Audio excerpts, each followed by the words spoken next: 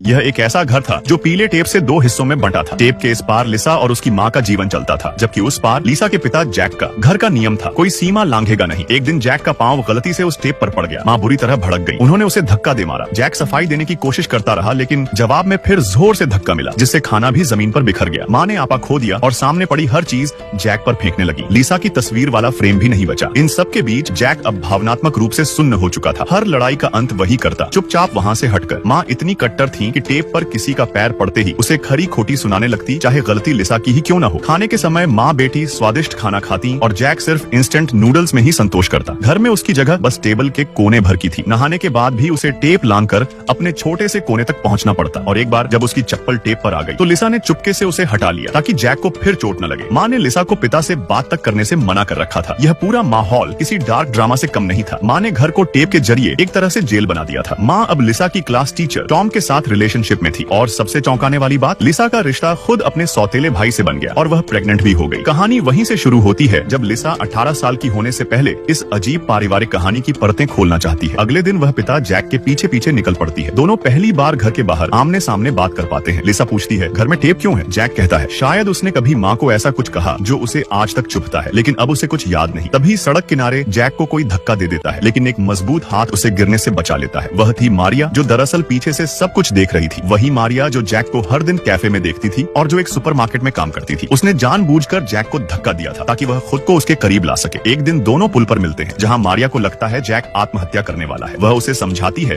कि उसे अपनी पत्नी को छोड़ देना चाहिए। तभी मारिया गिरने लगती है। जैक उसे पकड़ता है और दोनों पानी में जा गिरते हैं। वहां से बाहर निकलने पर वह उसे अपने घर कपड़े बदलने बुला लेती है और फिर उसे गर्म बंस खिलाती है, जो जैक के लिए एक दुर्लभ अनुभव था। मगर जैक को नहीं पता था कि यह सब एक योजना का हिस्सा है। वापस घर में लिसा की क्लास में एक नया लड़का ब्रायन आता है। ब्रायन और लिसा दोनों को एक ही गेम पसंद है और वे जल्द ही दोस्त बन जाते हैं। जब ब्रायन लिसा की पारिवारिक कहानी सुनता है तो वह उसकी मदद करने को तैयार हो जाता है। दोनों मिलकर एक योजना बनाते हैं। माँ को एक कैफे में बुलाया जाता है और ब्रायन गुपचुप पास बैठकर पूरी बातचीत सुनता है। कैफे में माँ कहती है कि वह टेप नहीं हटाएगी, न ही जैक से अलग होगी। वह बस उसे सजा देती रहना चाहती है। अगर जैक वह बात दोहरा पाए जो उसने उसे सालों पहले कही थी, तभी टेप हटेगा। जैक याद नहीं कर पाता और माँ उस पर ड्रिंक फेंक कर चली जाती है।